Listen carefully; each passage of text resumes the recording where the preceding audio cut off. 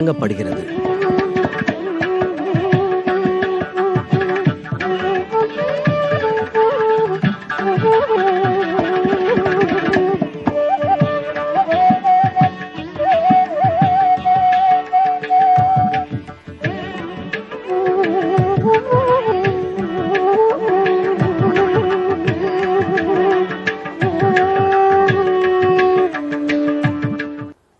பவித்ராணாம் பவித்ரம் யோ மங்களானாஞ்ச மங்களம் தெய்வதம் தேவதானாஞ்ச பூதானாம் யோவ்யயப் பிதா.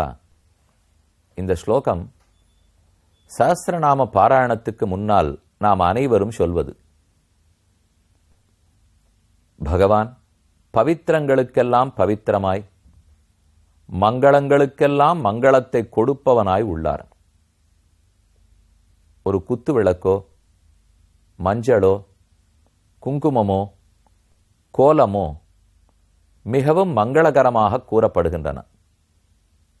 அதேபோல தண்ணீரோ, மாடு பசுமாடோட சம்பந்தப்பட்ட பஞ்சகவ்யம் முதலானவர்களோ, சாணகம் இது முதலானவையெல்லாம் தூய்மை கொடுப்பவையாக சொல்லப்படுகின்றன.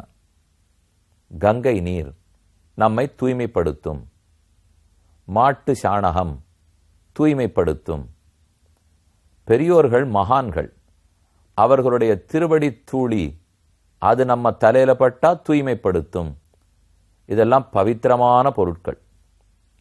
அதே போல விளக்கோ, மஞ்சளோ, ஏன் வெற்றிலை பாக்கோ, கோலமோ இதையெல்லாம் மங்களத்தை கொடுக்கும் பொருள்கள். இந்த பொருள்கள்லாம் மங்கள பொருள், இதெல்லாம் பவித்திர பொருள். ஏன் வேறு சில பொருள்களெல்லாம் தூய்மையற்றவை, மங்களமற்றவை என்றெல்லாம் ஆர் ஏற்படுத்தி வைத்தார்கள்? இறைவன்தான். அவர்தான் இந்தந்த பொருளை உபயோகப்படுத்துங்கோ, மங்களமா இருக்கலாம் என்று நமக்கு வரையறுத்துள்ளார். நாம் இப்ப சேவிக்க போறது நமக்கு மங்களங்களையே கொடுக்க போகும் ஆஞ்சநேயரை. ரொம்ப ஆச்சரியமான கோவில், பிரசித்தமான கோவில். சென்னையிலிருந்து செங்கல்பட்டு போகும் நெடுஞ்சாலை கூடுவாஞ்சேரி என்னுமிடம் வருகிறது.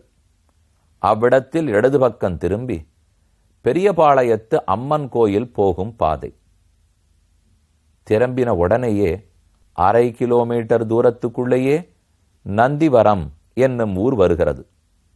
நந்திவரத்தில் உள்ள ஸ்ரீராம பக்த மங்கள ஆஞ்சநேய சுவாமி திருக்கோயில். நந்திபுர விண்ணகரம் கேள்விப்பட்டிருப்பீர்கள். இது நந்திவரம். நந்தியே வரம் கொடுத்தார் போலே நம் அனைவரையும் ஆஞ்சநேயரை தரிசிக்க அனுப்பி வைக்கிறார். மிக முக்கியமான கோயில், நெடுஞ்சாலைக்கு அருகிலேயே இருக்கும் கோவில். முதலில் கோயிலினுடைய சுற்றுப்புறங்களை தரிசித்துக் கொள்வோம். ஆஞ்சநேயர் என்றாலே ஆரோக்கியம், உற்சாகம், பக்தி, இந்த மூன்றுக்காகவும் தான் பக்தர்கள் வருகிறார்கள். எண்ணிறந்த பிரதட்சணம் செய்கிறார்கள். வடமாலைகளோ, வெற்றிலை மாலைகளோ எத்தனை உண்டோ ஆஞ்சநேய சுவாமி சமர்ப்பித்துக் கொள்ளுகிறார். இன்று இவ்விடத்தில் ஆஞ்சநேயரை தவிர இருக்கும் மற்ற சன்னிதானங்களை முதலில் தரிசித்துக் கொள்ளுவோம். இதோ ராமர் எழுந்துருளி உள்ளார். விக்கிரகங்கள் அனைவரும் பார்க்க பார்க்க பக்தி பொங்கும்படிக்கு பேரழகோடே எழுந்துருளி உள்ளார்கள். நின்ன திருக்கோலத்தில் ராமன், அருகே லக்ஷ்மணன், கூட சீதை, அவர்களோடும் சேர்த்து ஆஞ்சநேய சுவாமி எழுந்துருளி உள்ளார். சீதா லக்ஷ்மண ஆஞ்சநேய சமேத ராமச்சந்திரன் பகவான், அவர்களையெல்லாம் தரிசித்துக் கொண்டோம். அருகில் கண்ணன் பாமா ருக்மணியோடு சேர்த்து எழுந்துருளி உள்ளார். சத்யபாமா என்பவளைத்தான் பாமா பாமானு பக்தியோடு அழைக்கிறோம்.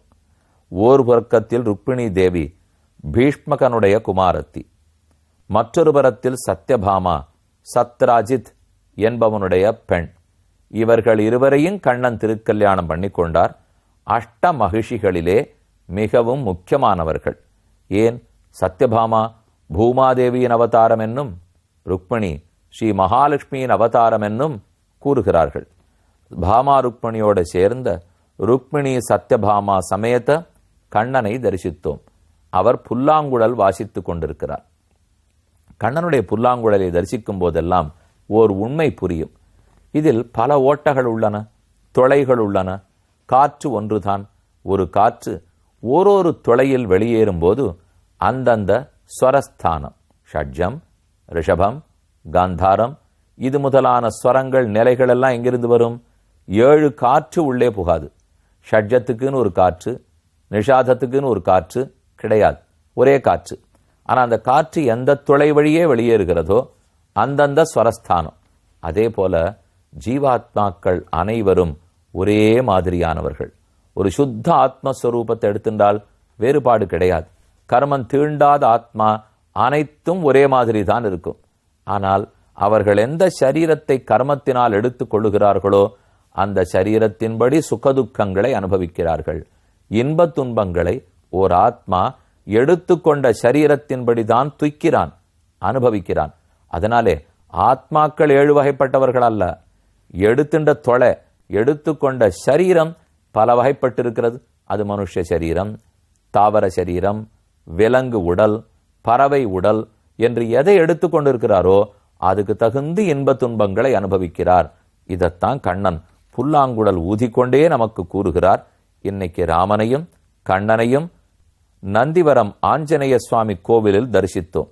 இனிமேல் அடுத்த நாள் சந்திக்கும் போது ராமபக்த மங்கள ஆஞ்சநேயரை சேவிப்போம்.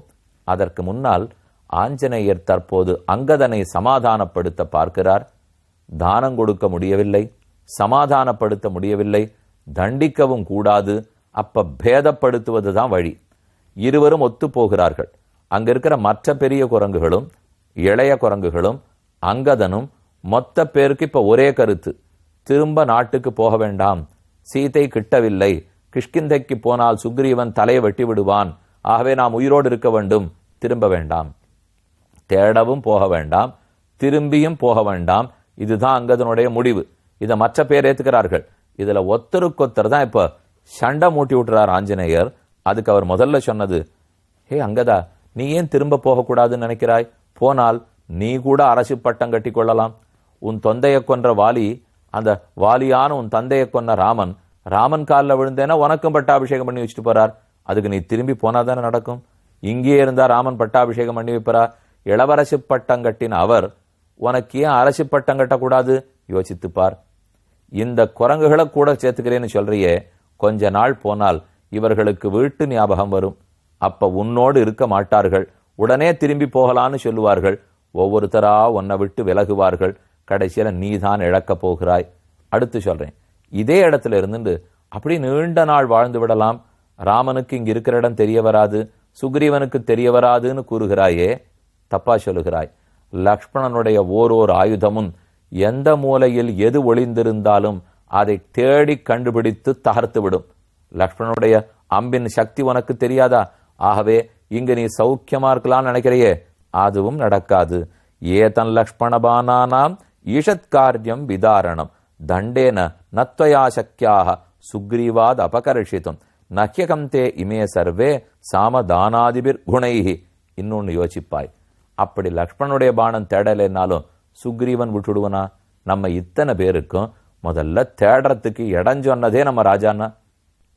ஒரு இடத்துல இண்டு இடுக்கு விடாமல் இங்க தேடு இங்க தேடு இங்க தேடுன்னு சொல்லி கொடுத்து அமைச்சிருக்கார். அப்படி இருக்கிறவர் இந்த இடத்தை எங்கேயான விட்டுடுவாரா? ஒரு மாசத்துக்குள்ள வரலேங்கிறதுக்காக விட்டுட மாட்டார். தேடி பிடித்து தண்டனை கிட்டும். இவர்களை நீ நம்பாதே, உன்னையும் இவர்கள் நம்ப வேண்டாம். எல்லாருமாக திரும்பி போவதுதான் உச்சிதம். நீ சொல்றதே தப்பு, இவா சொல்றதே தப்பு என்று இருவருக்கும் வெவ்வேறு கருத்துக்களை கூறினார். மேலே கேதிதா துக்க சையாபிகி துவாம் கரிஷ்யந்தி பிருஷ்டதா. இவாளுக்கு இன்னைக்கு நன்னா இருக்கும், ஆனா நாளைக்கே குடும்பத்தை பிரிஞ்சுக்கிறமேங்கிற துக்கம் வந்தா அங்கதா உனக்கென்ன, உனக்கு ஏது குடும்பமா அதுவா, நல்லவேளை நீயாவது தப்பிக்கணும்னு பார்க்கிறாய், உனக்கு சிற்றப்பனோட சண்டை, அதனால் தான் பிரிந்து விட்டாய்னு சொல்லிவிட்டு இவர்களே நாடு திரும்பி விடுவார்கள். இவர்களை நம்பாதே. ஆனுபூர்வியாத்து சுக்ரீவா ராஜ்யத்வாம் ஸ்தாபயிஷ்யதி தர்மராஜ பிருத்திவியஸ்தே பிரீத்திகாமோ திருடவிரதா சுச்சிஹி சத்திய பிரதிஜ்ஞன். இப்ப கடைசியா கூறுகிறேன் கேள். நீ நினைக்கிறா போலே சுக்ரீவன் கொடியவன் அல்லன். அவன் எத்தனையோ நன்மகள் அறிந்தவன், தர்மசாஸ்திரம் தெரிந்தவன். இல்லை என்றால் நானோ ஜாம்பவானோ அவனோடு ரிஷ்யமூக பர்வத்தத்தில் அவ்வளவு நாள் ஒளிந்திருந்திருப்போமா? நான் இருந்திருக்க மாட்டேன். என்ன தர்மத்தில் நிலைநின்றவன் தெரிந்து வைத்திருக்கிறாய். நான் உன் சிற்றப்பனோடு இருந்திருக்கிறேன் என்றால் அவனும் தர்மம் அறிந்தவன். அதோடு இல்லை, ராமன் தர்மமூர்த்தி. அந்த ராமனே சுக்ரீவனோட நட்பு கொண்டிருக்கிறான் என்றால் அப்ப சுக்ரீவன் கொடியவன் நினைக்காதே. இருக்கட்டுமே, அவன் கொடியவனாக கூட இருக்கட்டும். அவன் ஏதாவது உனக்கு தவறிழைக்க பார்த்தால் ராமன் குறுக்க தடுக்க மாட்டான் நினைக்கிறாய்? கண்டுபா தடுத்து விடுவான். இவனை மீறி ஒரு நாளும் சுக்ரீவனால் ஒன்றும் செய்ய முடியாது. ராமனும் லக்ஷ்மணனும் சொன்னத்த சுக்ரீவன் கேட்பான். ராமலக்ஷ்மணர்கள் நல்லது தர்மத்தை தான் சொல்லுவார்கள். ஆகவே நீ கவலைப்பட தேவையில்லை. சுச்சிஹி சத்திய பிரதிஜ்ஞச்ச சத்வாம் ஜாத்து ந நாசயேத் பிரியகாமச்ச தே மாது ததர்த்தம் தாஸ்ய ஜீவிதம். உன் தாயினிடத்தில் தான் சுக்ரீவனுக்கு எவ்வளவு அன்பு, அவளுக்காகவாவது உன்னை துன்புறுத்த மாட்டான், புரிந்து கொள். இதெல்லாம் பேசிட்டார் ஆஞ்சநேயர். ஆனா அடுத்து அவன் உள்ளத்தில் இது நேராக படவில்லை, மறுபடியும் குற்றமாகப்பட்டது. அடுத்த சர்க்கத்துக்கு போறோம். 55வது சர்க்கம். அந்த சர்க்கத்தில் பிராயோபவேசம் இருந்து உயிர் துறக்க போகிறேன். அதாவது தமிழே வடக்கிருந்து உயிர் துறத்தல்னு நம்ம படிச்சிருக்கோம் இல்லையோ, பழைய நாள் வரலாறெல்லாம் படிக்கிறச்சே வடக்கிருந்து உயிர் துறத்தல்னு சொல்லுவார்கள். பிராயோபவேசம் பட்டினி கிடத்தல், மெதுமெதுவே உடல் சக்தியை தனித்து கொள்ளுதல், உயிரை நீத்து விடுதல். இதைத்தான் பண்ண போறேன்னு அங்கதான் சொல்றார். ஏன் அவன் சொன்ன காரணம் பாருங்க. ஸ்ருத்வா ஹனுமதோ வாக்கியம் பிரஸ்ரிதம் தர்ம சம்ஹிதம் சுவாமி சத்கார சயுக்தம் அங்கதோ வாக்கியம் அப்ரவீத். இப்படி ஹனுமான் பேசுறத கேட்டுட்டு, நன்கு சொன்னாய், தர்மம் சொன்னாய், ஆனால் எனக்கு இருக்கிற ஐயங்களை கூறுகிறேன் கேள். ஸ்தைரியம் ஆத்மன சௌச்சம் ஆனுசம்சம் அதார்ஜவம் விக்ரமைச்ச தைரியஞ்ச சுக்ரீவே நோபபத்தியதே. சுக்ரீவனிடத்தில் இந்தந்த நற்பண்புகள் கிடையாது. ஸ்தைரியம் ஸ்திர புத்தி, நடுங்காத புத்தி. ஸ்தைரியம் ஆத்ம மனசௌச்சம், மனத்தில் தெளிவு.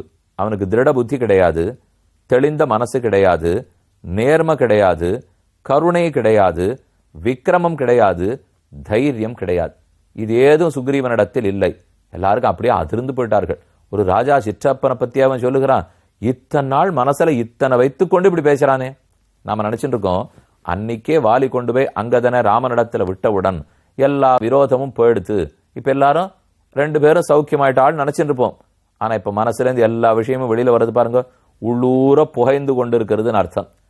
புகஞ்சுட்டு இருக்காம கூட இருந்திருக்கும். ஆனா ஏற்கனவே உங்கள்கிட்ட ஒரு விஷயம் சொன்னேனே, இப்ப நம்மாலே ஹெல்ப்லெஸ் ஆயிட்டோம், இதுக்கு மேல போக முடியலன்னால் அப்ப கீழே நம்ம நல்லதா நினைச்சிருந்ததெல்லாம் தீயதா மாறும். நம்ம யாரார நல்லவர்களா நினைச்சிருந்தோமோ அவ செஞ்சதுல எது நல்லதா பட்டுதோ அது அத்தனை இப்ப தீயதா படும். ஏன்னா எனக்கு போக்கடம் இல்லையோ, என்னால மேல போக முடியல, ஏதோ ஒண்ணு தலையில காரணத்தை வச்சாகணும். உடனே இப்படித்தான் நம்ம எல்லாரும் யோசிக்கிறதுக்கு ஆரம்பிச்சுவோம். அதுதான் இங்க சொல்றார். அப்ப என்னென்ன தப்பு சொல்றான்னால், பிராதுர் ஜேஷ்டஸ்ய யோ பாரியாம், அண்ணனுடைய மனைவியை யார் தன் மனைவி ஆக்கி கொண்டானோ அவனை நான் உயர்ந்தவன்னு மதிக்க மாட்டேன். கதஞ்சச தர்மம் ஜானீதே ஏன பிராத்ரா துராத்மனா, யாரால் அண்ணனே கொல்விக்கப்பட்டானோ, சுக்ரீவன் அண்ணனையே கொண்டுட்டான், சுக்ரீவன் அண்ணனுடைய மனைவியே தான் அபகரித்து கொண்டான், இவனை நான் மதிக்கவே மாட்டேன். சத்யாத் பரிகிரஹீதச்ச கிருதகர்மா மகாயசாக, நன்கு ராமனை தோழனாக கொண்டு தங்காரியத்தை முடிச்சுனுட்டு 4 மாசம் கழித்து ராமனிட்ட வர சொன்னே வரேன்னு சொல்லியிருக்கிற வார்த்தையை மீறி போகாமல் இருந்தானே, அப்ப சத்தியமும் இல்லை நேர்மையும் இல்லை. லக்ஷ்மணஸ்ய பயே நேக நாதர்ம பயபீருணா, இவனு தர்மத்துக்கு பயந்திங்க ராமனுக்கு உதவ வரல. லக்ஷ்மணன் அவனை கோபத்தோட பேச வந்தான். அவன் ஒரு அம்பு விட்டா தான் போட போறோமேன்னு லக்ஷ்மணனிடத்தில் இருக்கிற பயத்தினால் அவன் தேட ஆரம்பிச்சிருக்கானே தவிர ராமனிடத்தில் இருக்கிற தர்மத்தினால் இல்லை. மொத்த வழியில் வந்துடுத்து. என்னென்ன அழுக்கெல்லாம் இப்ப அவன் மனசில் இருந்ததோ அனைத்தையும் கூறினான். ஆகவே இனி நான் திரும்பி போறதா இல்லை. அவன் தம்பிள்ளைக்கு தான் பட்டாபிஷேகம் பண்ணுவான். ராஜ்ய புத்திரம் பிரதிஷ்டாப்பிய சகுணோ விகுணோப்பிவா, நல்லவனோ தீயவனோ அவரவர்கள் தம் பிள்ளைக்குத்தானே பட்டாபிஷேகம் பண்ணுவார்கள். பந்தனாச்சாவசாதான்மே ஸ்ரேய பிராயோபவேசனம், திரும்ப போய் அவன் கையால் அடிபடுவதை விட சிறைப்படுவதை விட இங்கே இவ்விடத்திலேயே வடக்கிருந்து பிராயோபவேசம் பண்ணி இங்கேயே பட்டினி கடந்து உயிர் விடுவது மேல். அனுஜானந்து மாம் சர்வே கிரகங்கச்சந்து வானராக, ஒருவேளை என்னோட இருக்கிறதுக்கு இங்க யாருக்கும் விருப்பம் இல்லைனால் யார் போகணுமோ போகலாம். அகம் வஃப் பிரதிஜானாமி நகமிஷ்யாம் அகம் புரிம், நான் திரும்ப பட்டணத்துக்கு வருவதாக இல்லை. என்று தன் முடிவை வெளியிட்டு விட்டான். இனிமேல் தான் ஒரு காரியம் நடக்க போறது, சம்பாத்தியை சந்திக்க போகிறோம். ஓர் முக்கிய அறிவிப்பு. இந்த ஆண்டு மார்கழி மாதத்து திருப்பாவை உபன்யாசம் கோயமுத்தூரில் ஏற்பாடாகி உள்ளது. ராம்நகரில் உள்ள ராமர் சன்னதியில்